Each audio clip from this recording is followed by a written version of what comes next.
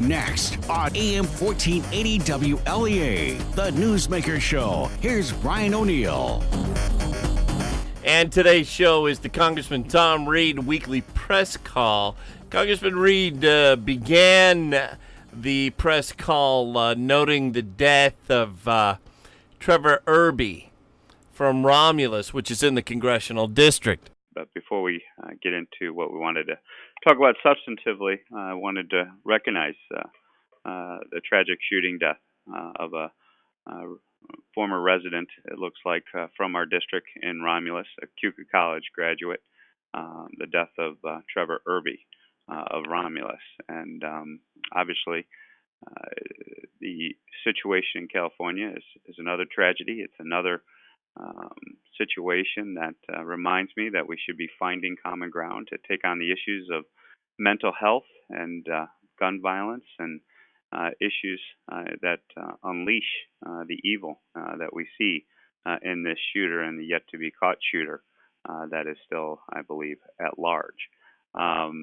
My hope is that we remember Trevor today as a community, send our thoughts and prayers to him and his family, and make sure that they know that we stand with them, and as a community does in our district in particular. We come together in these difficult times, and we stand together, and we give our support, our shoulder to cry upon, and then also to be a source of support going forward so that we never forget. So just wanted to take a moment to recognize Trevor's passing and send our thoughts and condolences to his family.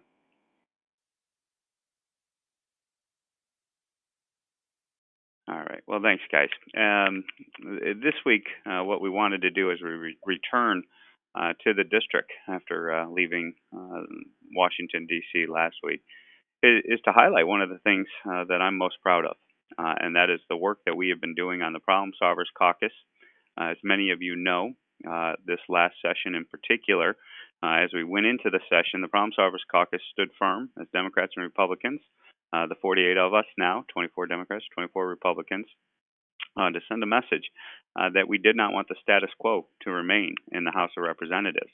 And that is how we secured the Break the Gridlock rule reforms that made their way in part into the rules package at the beginning of this congressional session. And one of those reforms is what we call the 290 rule. Essentially what it means is if members of the House of Representatives secure 290 signatures, co-sponsors on their legislation, they'll be given priority consideration on the House floor under the new mechanism called the consensus calendar.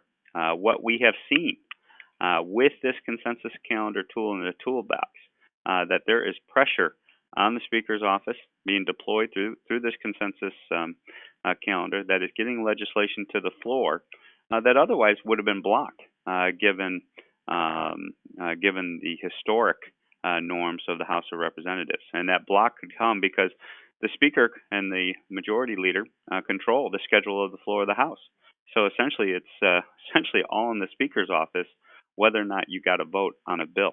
And what that meant is often personal petty politics got in the way for broad legislation that was supported on both sides of the aisle from coming to the floor. You saw just external politics weigh in, and because only one person had to block the bill from coming in, there was numerous mechanisms that I can attest to where legislation couldn't get to the floor of the House for various reasons.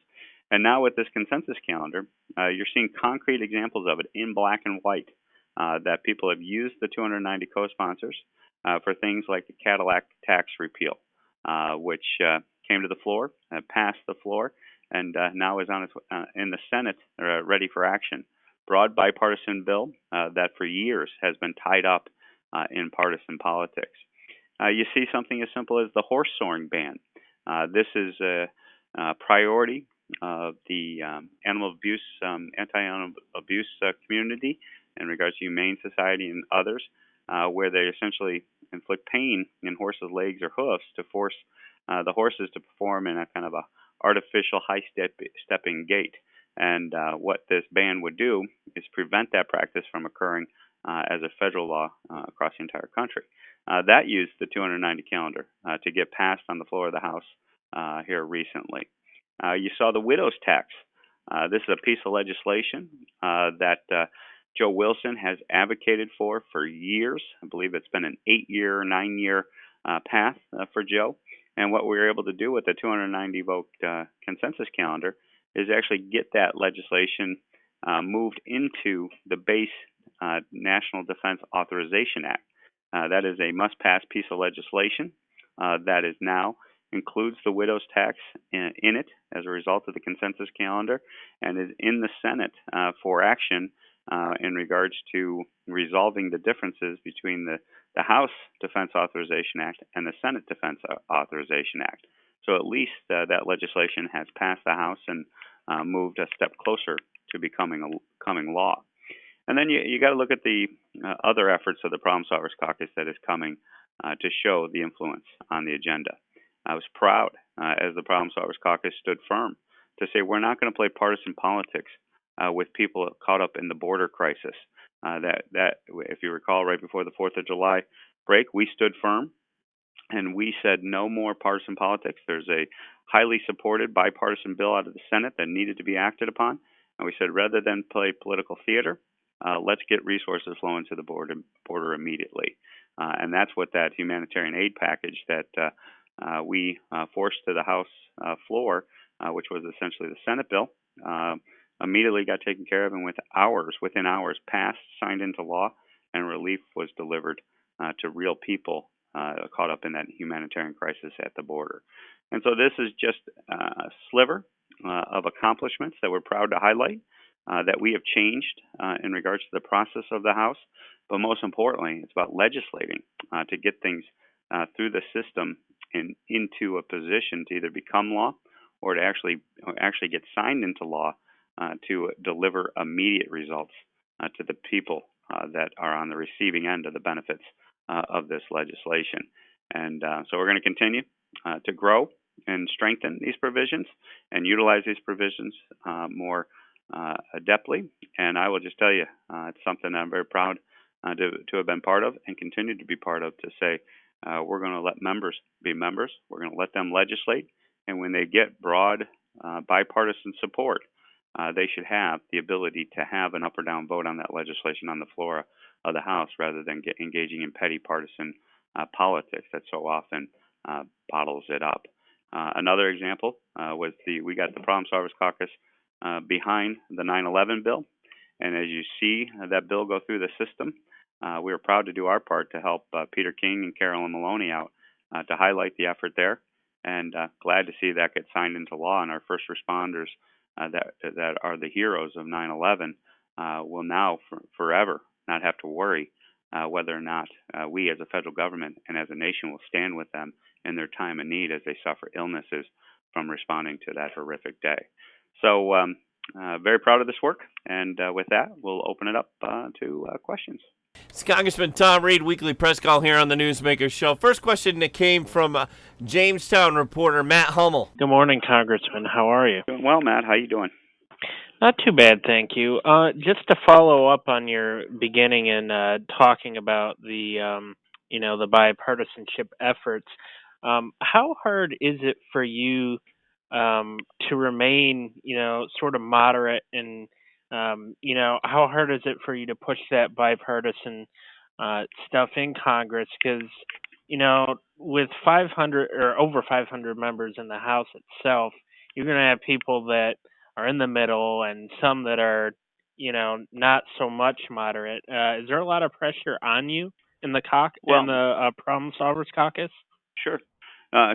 Obviously, and it's not about being a moderate. It's about being a governing member of the U.S. House of Representatives. So, we as Problem Solvers Caucus members are proud Republicans, proud Democrats, and our ideology reflects that.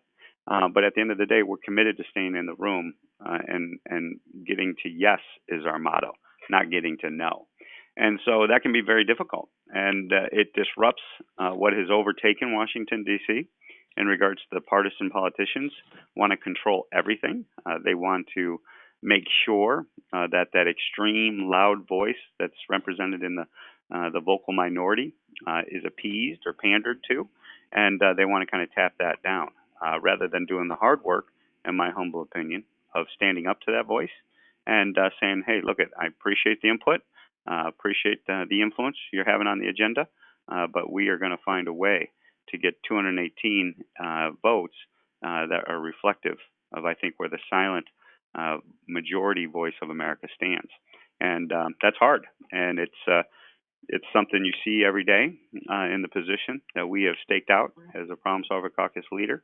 And it's something, though, that we accept and that we recognize the consequences, but at the same time, truly am proud of standing firm and having colleagues like my friend Josh Gottheimer on the other side of the aisle and the other Problem Solvers Caucus members, Democrat and Republican alike. All righty. Thank you much, Congressman. Terry Frank? No, this is Dennis from the Post. Oh, hey, sorry, Dennis. Hey, Tom. How you doing today? Doing well. How you doing? Good, good. With the, I guess, negotiations with China set to kind of begin today, President Trump tweeted that, China hasn't been holding up to their end of the bargain so far with some of the negotiations that have been done so far about trade coming, them buying our trade. If you could talk just a little bit about, the negotiations starting again and about apparently China's not doing what they are supposed to be doing. Well, first of all, I think there's a long history of recognizing the unfair trade practices that China is engaged in, and so I appreciate, start with the positive, I appreciate the effort to try to negotiate so that we have fair trade practices in black and white with China going forward. That being said, I think there's a couple obstacles to these trade negotiations with China that we have to overcome. First and foremost, we have to get Mexico, Canada through the House of Representatives and signed into law in regards to the legislation necessary to ratify that agreement. There's one person that right now is the roadblock to that, and that's the Speaker of the House. Maybe the 290 consensus calendar can be a tool to try to get there down the road, but they're trying to give the Speaker the ability to say that she agrees with bringing this up for a vote, the Mexico-Canada deal. Why does that impact China? Is because I can tell you from firsthand reports, China is negotiating on things that if we can't even negotiate a deal with Mexico and Canada on, why would China negotiate with us in regards to solving the unfair trade practices they engage in? The prime example I could offer you, if you want to look in the details of this, is you look at the currency manipulation provisions. Canada, Mexico do not have a long history of currency manipulation, but we have negotiated a provision in that agreement where Canada, Mexico, and the U.S. for the first time have in black and white in a trade agreement what currency manipulation is all about and the ramifications of it. China, on the other hand, has a long history of currency manipulation, as well as Japan. And what we need to do is, if we're going to negotiate with China on this issue, for example, we need to get this black and white standard into law and into an agreement so that China knows we're serious and that they better negotiate with us when it comes to this practice, as well as the numerous other practices that are indirectly related to the Mexico-Canada deal. The second point is that we are dealing with a direct threat in regards to the Chinese-U.S. trade relationship, that if this isn't resolved, it does not end well for China, nor is it a positive development for America. And so the longer this dispute goes on, the longer China shows internal weaknesses in its economy and in its trading position, but also there's obviously consequences to America. So my hope is that we both, China and U.S., recognize that it's in our interest to negotiate this out, and hopefully we won't have to have a long, extended negotiation that further harms both the Chinese and American economies. Thanks, Tom. Yep, thanks. Dave Raleigh? Hey, good morning, Tom. How are you today? Doing well, Dave. How you doing? Pretty good for Tuesday. Tom, I wanted to get your thoughts on wind turbines in Lake Erie. The Chautauqua County Legislature went on record last week passing a motion that opposes wind turbines in the lake. And there have been reports that at least one company is interested, even though they have not put forth a actual proposal of putting turbines in the lake. I wanted to get your thoughts on. Yeah. Well, first of all, I support an all of the above energy plan for America's future, not only for national security, for economic reasons, and everything else that goes with it, the impacts on the environment in a positive way. And so wind is part of that all of the above strategy. We have been supportive of wind, solar, and the alternative renewables, becoming known as the Republican leader on the tax code for those provisions that help that industry go through its blossoming stage in order to stand on its own 2 feet when it's commercialized. That being said, I recognize that local government, as you know, I'm a firm believer in the 10th Amendment that the local government, government closest to the people, governs best. And on this issue, I'll defer to the local government as to where, when, how these projects are cited, and that is what I take from the legislature's action, that they are responding as a local government in opposition to the siting of that windmill. But at the end of the day, I am generally supportive of wind, solar, alternative renewables that go beyond those, as well as fossil fuels in our energy portfolio mix. So you would not be opposed to a plan if a company did come forth and want to put windmills in Lake Erie, or wind turbines, you would not be opposed to that plan, or would it depend on the plan? Well, obviously I would defer to the local government as to their review and ability to approve or reject that plan. But when it comes to wind energy, I am supportive of wind energy, solar energy, geothermal, the other alternatives, renewables that are out there. And so just because it's wind does not mean that I'm against it. Just like when it comes to natural gas, other fossil fuels, and development such as that, I recognize the local control and the local ability to weigh in on those decisions. But overall, I do support an all of the above energy portfolio. And just one quick question. My understanding is this would have to be passed by the state. The state would have to approve any final proposal, if indeed there is a proposal. What is your stance on that? Yeah, similar to local government. Obviously local government starts at the village, town level, goes up to the county and to the state. And so I am aware that depending on the size, I believe, of the project, that the state would have a role in approval. And so I would defer to the state and local governments in regards to their siting review. But again, it goes to the issue. Some folks, I think, when they hear wind, they just are adamantly opposed to all forms of wind energy. And same for solar, same for geothermal, same for other alternatives and renewables. And I am not supportive of that position. I believe that our diverse energy portfolio requires alternatives and renewables, as well as improvements on promoting existing fossil fuel resources and improving them going forward. Okay, Tom. Hey, thanks a lot. Appreciate it. Yeah, thank you. Going to take a quick break. We'll be back in just a moment on the Newsmaker Show with some questions from the Buffalo News for Congressman Tom Reed. Stay with us. Selecting a nursing home for a loved one isn't easy until you've discovered Hornell Gardens Nursing and Rehabilitation. Hornell Gardens delivers the highest level of care, compassion, and commitment with amenities and activities that will enrich body, mind, and spirit. It's a place that's close to home. Stop in for a tour of Hornell Gardens, located at 434 Monroe Avenue in Hornell, or to learn more, call 585-222-CARE or visit hurlbutcare.com. Checking in now with meteorologist Gary Best. Hey, Gary, how's it looking for today? We're looking pretty good, actually. Some nice summer weather expected, Brian, over the next several days. This morning, sunrise was at 6:03. It'll set at 8:32 tonight, and we'll see a good deal of sun for a while today. Just some occasional clouds this afternoon. Temperatures up between about 80 and 84. Now, tonight, clear and pleasant overnight, upper 50s to near 60 by Friday morning. For Friday, a mix of clouds and sun. Again, about 80 to 84. There is a chance of a late-day shower or thunderstorm on Friday, and then milder at night in the 60s. Fairly warm for the weekend as well. Low to mid-80s Saturday and Sunday with a mix of clouds and sun. Saturday, we might see some scattered thunderstorms and fair weather expected for Sunday and Monday, Brian. Back on Newsmaker, and the next question comes from Jerry Zarivsky at the Buffalo News, who wants to know what Reed thinks of Trump's take on the Supplemental Nutrition Assistance Program known as SNAP.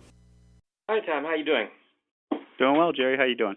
Good, good. I wanted to revisit the answer you gave me last week regarding President Trump's proposal on SNAP. What you said basically was that you were sympathetic to a way of kind of like making sure that all social services programs were coordinated and not in separate silos. Am I to interpret that as thinking that you really do support what the president is proposing here? Yeah. So when the president is talking about not having these presumptions of automatic enrollment, is my understanding of what the proposed rulemaking is breaking apart and saying, hey, just because you qualify for one doesn't mean you qualify for all.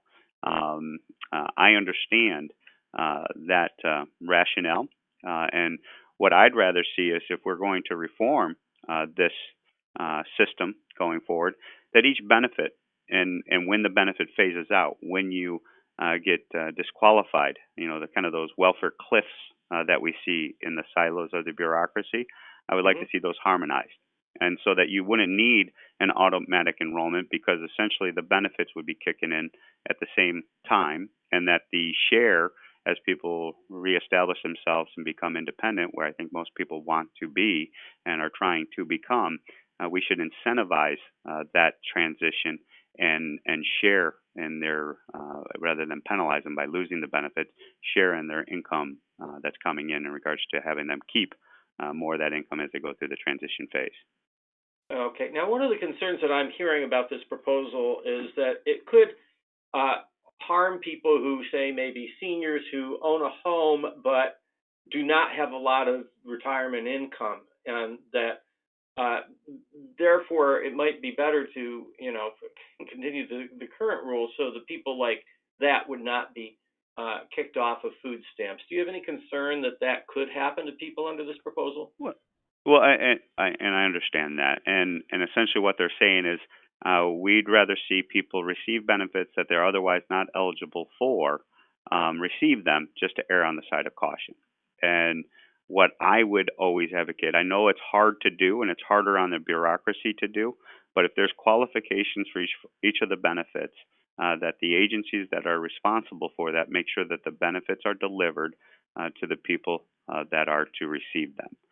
Rather than have people who are not eligible receive them and then try to go through the morass of recovering those unqualified benefits that they otherwise received. And so, that to me is kind of, I understand where they're coming from, but that is not the way we should be doing this. These are taxpayer dollars, in my opinion. And if there's a program that has eligibility, the people administering those programs should make sure that the benefit is delivered to the people that qualify for it, and the people that are not qualified for it do not take the resource that otherwise should go to other families. Okay, great. Thank you much. But Jerry, I would follow up, and again, just to be clear, if we are going to reform this system, and I do believe we need drastic reform in our social welfare programs, what I think would be helpful is if we harmonize each one of these programs so that the base understanding and the base qualifications are all the same, and that as people return to work, stand on their own 2 feet, have other resources that come into the picture, that the rules are consistent across the entire bureaucracy so that people don't get caught up into what I've heard from many folks. I just don't know, so therefore I'm not going to go to work because I've been told I might lose this benefit or that benefit. I don't know which benefit I'm going to lose, but someone tells me I'm going to lose something. And because of that fear, you have a trap that is created in the system that folks fall into. And that's something we should, I would hope we could both agree, Democrats and Republicans, we should be reforming and saying, look, if you're getting back on your own 2 feet, we want a system that rewards that, allows you to, I've spread that glide path as broadly as I think any Republican has, and recognized you keep a vast majority of that first dollar, and then as you go further and further up, yeah, you're going to transition off of that public dollar. But we want you to keep as many of those dollars as possible because we understand the importance of self-sufficiency and the dignity, not only the financial benefit it brings to a household. All right, thanks. Yep, thanks, Jerry. WAVR. And WAVR is a news talk station between Elmira and Binghamton. With the latest shooting you just mentioned at the beginning, hitting so close to home, what would you like to see happen with gun law reform and legislation? Yeah, so I would start where we came together as the Problem Solvers Caucus and highlight the 75% consensus we got to mental health resources, the prioritization of funds, and also treatment of mental health as a medical condition in our medical system in America. I would also be very interested in making sure that things like gun safety are promoted and encouraged so that there's training and other issues that are out there. We did some work on the NICS background review last congressional session. I think that's a sign of a positive development there to make sure if we have a system, that the system is functioning as best as possible and it's getting the most accurate information in it. And then also to take on the issue of criminals having access to guns. I do believe that if you're a convicted felon, for example, you have demonstrated a disregard of the Constitution, and therefore you lose those constitutional freedoms as represented in the Second Amendment. And so going down that front on a lot of the gun violence, obviously this example in California is not a case of that, but much of the gun violence that I see in the studies and reports that have come across my desk, especially inner city gun violence, is perpetrated by known criminals with significant criminal convictions in their background. Tom, how do you feel about with gun shows and the large shows with the limited background checks there or no background checks that are being done? What do you find? Where do you find a solution for this? Well, and that's where this improvement that we took in Congress last session in regards to the background check. Having the most up-to-date information and flow of information is something I think that we can maybe find some common ground on. But if we just continue to focus on the tool, the weapon, I'm a firm believer in the Second Amendment. I stand firm on the Second Amendment as a constitutional fundamental freedom. But if the discussion and debate centers around an object, we are, in my opinion, not really going to tackle the root cause of the problem.